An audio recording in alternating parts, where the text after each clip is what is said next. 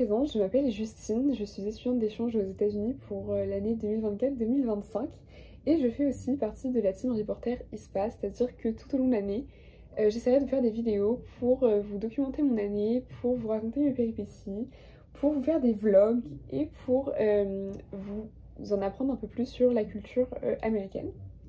Et pour cette première vidéo, j'ai décidé de vous parler du système scolaire américain et des différences qu'il y a entre le système américain et le système français. J'espère que ça vous plaira.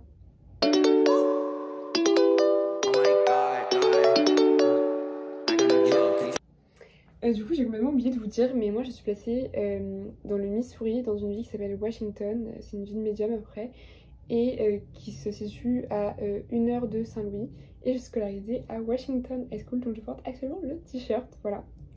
Et je suis scolarisée en junior, ce qui est le 11e grade, et ce qui correspond à peu près à la première en France. Parce qu'en fait, aux États-Unis, ils comptent pas de la même manière, c'est-à-dire qu'ils rentrent en elementary school à partir du 1er grade, ce qui correspond après au CP, jusqu'au 4e grade, 5e grade, ce qui est CM1, CM2. Je sais que ça dépend des états. Alors je sais pas si ça dépend des états ou si ça dépend des secteurs, mais ma maman d'accueil m'a dit que par exemple, elle où elle vivait avant, dans l'Oklahoma, les élèves commençaient la middle school plus tard que dans le Missouri du coup. Donc je sais pas si ça dépend des secteurs ou si ça dépend des états, mais en tout cas ça va du coup du 4e grade au 5e grade, donc CM1, CM2. Ensuite, les élèves rentrent en middle school, du coup, de 5e grade, 6e grade, donc CM2, 6e, jusqu'à la 4e, qui est du coup le 8e grade. Et middle school, c'est après le collège. Et ensuite, les élèves rentrent en high school, ce qui est du coup du 9e grade au 12e grade. Et donc du coup chaque année porte un nom, donc là le 9e grade c'est les freshmen, le 10e grade c'est les sophomores, le 11e grade c'est les juniors et le 12e grade c'est les seniors. Je m'excuse par avance pour mon accent. Du coup à la fin de ton année de senior, tu obtiens ta graduation ou pas, mais ce qui est après l'équivalent du bac. Petite parenthèse que j'aimerais faire très vite parce que je sais qu'il y en a beaucoup qui se posent la question sur la meilleure année à laquelle... Enfin, la meilleure année pour partir faire son année d'échange aux États-Unis. Et j'aimerais vous dire que aucun établissement n'a l'obligation de vous mettre dans le niveau auquel vous êtes en France. C'est-à-dire que moi du coup je suis en junior, ce qui est à peu près l'équivalent de la première en France. Mais c'est parce que du coup ma soeur d'accueil et mon frère d'accueil sont aussi en junior. Et c'est vrai que pour tous les étudiants d'échange, ça serait super d'être en senior parce que y a la graduation. Mais tous les lycées, du moins ceux qui sont publics, n'ont aucune obligation de vous prendre. Donc ils n'ont aucune obligation de vous mettre en senior. Et il y a beaucoup d'étudiants d'échange qui sont partis par exemple après leur terminale et qui se retrouvent par exemple avec des freshmen, avec des sophomores ou avec des juniors. Et a contrario, il y en a qui partent en 3e et qui se retrouvent du coup en senior. Et ça veut en plus rien dire parce que aux États-Unis, tu es dans des classes de niveau, que ce soit des cours que ce soit tes cours obligatoires ou tes cours un peu plus fun, on va dire. Ça dépend complètement de ton niveau, c'est-à-dire que moi en tant que junior, il y a des classes où je me retrouve avec des freshmen et il y a des classes où je me retrouve avec des seniors, donc ça veut absolument rien dire. Et je sais qu'il y a beaucoup d'établissements aussi qui savent que tu pars 1 an aux États-Unis, que tu as envie de vivre ton expérience à fond et qui du coup font des efforts parce que moi je suis scolarisée en junior, mais je vais quand même pouvoir faire ma graduation, donc je suis vraiment super reconnaissante. Et je sais que il y a des établissements qui sont comme ça, pas tous, mais je préfère prévenir. Et tous les événements qui sont, je pense par exemple au homecoming ou au prom, ils sont accessibles aux juniors. Je sais pas s'ils sont accessibles aux sophomores, mais en tout cas à partir du junior c'est accessible, du moins dans mon lycée. Donc petite parenthèse que je vous les faire. Bref, fermons la parenthèse, voilà. Chose étonnante que j'ai découverte aux États-Unis, c'est que tu as un emploi du temps du coup avec tes cours et tu fais tous les jours la même journée. C'est-à-dire que tous les jours, je commence mes cours à 8h25 avec photographie et je termine tous les jours mes cours à 15h25 avec food and nutrition. C'est-à-dire qu'il y a un nombre d'heures dans ta journée. Je sais que ça peut varier en fonction des établissements parce qu'il y a certains étudiants d'échange qui font par exemple 9 heures dans la journée, donc qui eux font des heures françaises pour le coup, et d'autres qui font que 4 heures dans la journée et qui eux pour le coup font pas beaucoup d'heures. Donc le matin on commence avec du coup première heure, deuxième heure, troisième heure, etc. Du coup j'essaierai de vous mettre une photo de mon emploi du temps en espérant que vous arriviez à le comprendre parce que j'ai eu du mal à comprendre mon emploi du temps, mais voilà. J'ai choisi mes cours avec du coup ma conseillère qui est à peu près l'équivalent d'une conseillère d'orientation ou d'une CPE et qui va me suivre du coup tout au long de l'année et j'ai choisi mes cours avec elle. Faut savoir que du coup aux États-Unis tu as un nombre de cours qui sont obligatoires, donc il y a l'anglais, les mathématiques, les sciences et les sciences sociales et dans ces cours on peut choisir ses cours, du coup les cours qu'on veut, c'est-à-dire que par exemple en anglais j'avais le choix entre mythologie, speech and debate, littérature et composition, littérature américaine, littérature anglaise. Moi j'ai choisi anglais 2 du coup. Pareil pour les mathématiques, tu as le choix entre algèbre 1, géométrie, algèbre 2, enfin plein de cours. Sachant qu'en plus aux États-Unis, le système n'est pas le même, c'est-à-dire que en France, quand on change de niveau, donc 3e, seconde, etc., on a un programme de mathématiques et tout au long de l'année, on va faire de la géométrie, de l'algèbre, etc. Et on fera un peu tout, mais ça sera répété chaque année. Aux États-Unis, c'est pas du tout le cas, c'est-à-dire qu'une fois que tu as fini ton algèbre 1, bah, tu passes à la géométrie et après à l'algèbre 2, c'est-à-dire que en algèbre 2, je pense qu'on revient un peu sur ce qui a été dit en algèbre 1, mais la géométrie, bah, c'est complètement fait. Et ça m'a un peu étonnée, surtout en anglais. Mais bon. Voilà, donc ça c'est pour les core courses. Désolée encore une fois pour mon anglais qui est terrible, mais bon. Et ensuite il y a les cours qui sont un peu plus fun, on va dire, qui sont des elective courses. Et donc du coup ça c'est incroyable. On a un panel de choix.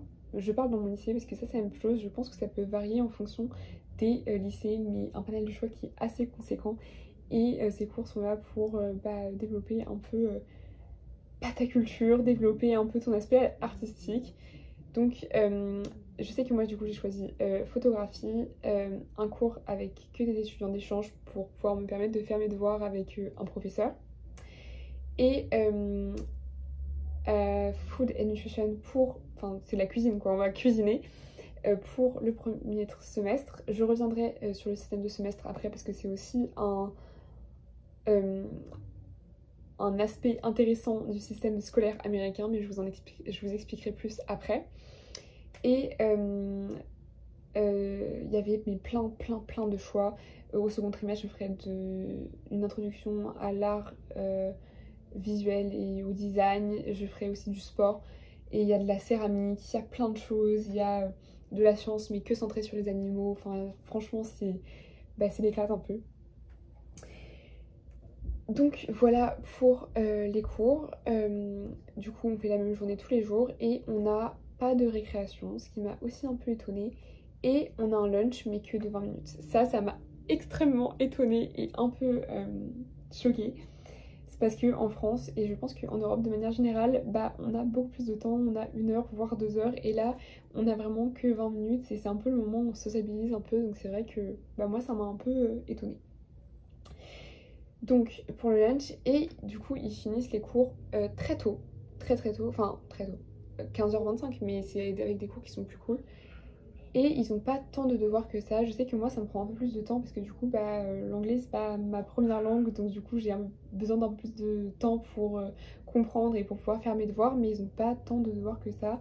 Et en plus de ça, on a un temps qui est défini. En revanche, il ne faut pas rendre les devoirs en retard, c'est-à-dire que ils sont un peu indulgents je pense avec les étudiants d'échange parce que c'est le début et que c'est compliqué. Par exemple moi pour rendre mes cours, pour rendre mes devoirs, au début ça a été un peu compliqué parce que je savais pas comment faire, mais bon, il faut pas être en retard. Et du coup ce qui leur laisse un peu plus de temps l'après-midi parce que du coup ils terminent à 15h25 et ils ont pas beaucoup de devoirs et ils ont pas beaucoup de contrôle. Mais le sport, faut savoir que c'est quelque chose de super important aux États-Unis, c'est-à-dire qu'ils font énormément de sport. Et là je viens au système de semestre, c'est-à-dire que eux ils fonctionnent du coup en semestre. Donc le premier semestre tu peux choisir des cours et changer tes cours, du moins pour les cours qui sont et les elective courses.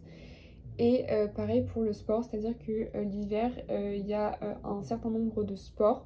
Il y a du football américain. Je sais que ça aussi c'est la même chose, ça dépend des établissements. Mais dans mon établissement, il y a du football américain, du cheer, de la cross-country, du volley l'hiver et d'autres sports que j'ai sûrement oubliés. Et l'été, il y a d'autres sports. Moi, personnellement, je fais de la cross-country, qui est de la course mais sur des longues distances.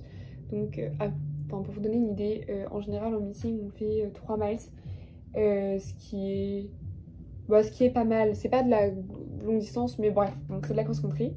Et l'été, durant le second trimestre, il y a d'autres sports. Je sais par exemple que pour moi, dans mon équipe de cross-country, les élèves font en général la cross-country pour pouvoir faire du track après sur le second trimestre. Petite autre chose que j'ai complètement oublié de vous dire par rapport au sport, mais aux États-Unis, le sport se pratique essentiellement grâce au lycée, grâce à ton école. Donc tu vas faire du sport avec des coachs qui sont aussi généralement professeurs au lycée.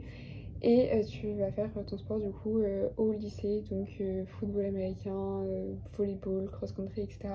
Autre petite chose que j'ai oublié de vous dire, c'est que en général il y a des séances qui se font le matin, que ce soit en football américain, en soccer, en cross-country.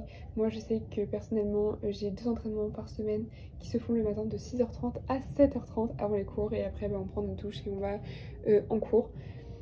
Et on a 6 entraînements par semaine, dont un qui se fait le samedi. Donc c'est vrai que le sport c'est quelque chose qui est vachement important aux États-Unis. Je crois que j'ai tout dit. Je ne veux pas faire de vidéo trop longue, mais je ferai une deuxième vidéo pour vous expliquer un peu ma rentrée, le déroulement des journées, les relations entre profs et élèves. Enfin, j'ai encore plein de choses à dire sur le système américain parce que c'est vraiment très différent de la France et c'est vraiment comme dans les films avec le bus jaune. D'ailleurs, gros mythe parce que le bus jaune c'est vraiment pas du tout confortable. Mais du coup je vous ferai une deuxième vidéo. Si vous avez des questions, n'hésitez vraiment surtout pas à les poser en commentaire ou à les poser directement sur le compte Instagram de Dispa. Et j'y répondrai avec plaisir parce que c'est vraiment un sujet qui est très intéressant. J'ai répondu aux questions que je me posais avant de partir parce que c'est vrai que c'était quelque chose qui était assez flou pour moi. Je savais pas comment ça se passait aux États-Unis. Maintenant je sais, donc je peux vous le raconter. J'espère que j'ai répondu aussi à vos interrogations. Et franchement n'hésitez pas à poser vos questions. J'espère que la vidéo vous aura plu. Si vous avez aussi des conseils, parce que je sais que c'est ma première vidéo et que je suis pas forcément à l'aise. Je sais aussi que j'ai parlé super vite parce que j'avais énormément de choses à dire. Et que, en un petit temps. Donc j'ai essayé de dire le maximum de choses dans un temps très restreint. Mais du coup, pour la prochaine vidéo, je vous parlerai aussi des vacances parce que c'est la même chose, c'est pas du tout la même chose que en France. Et je m'excuse aussi par rapport au bruit parce que je sais que le son est pas top, mais voilà. En tout cas, je crois que j'ai tout dit. Je vous dis à bientôt parce que du coup, je compte vous faire une deuxième vidéo et sûrement d'autres, donc à très vite.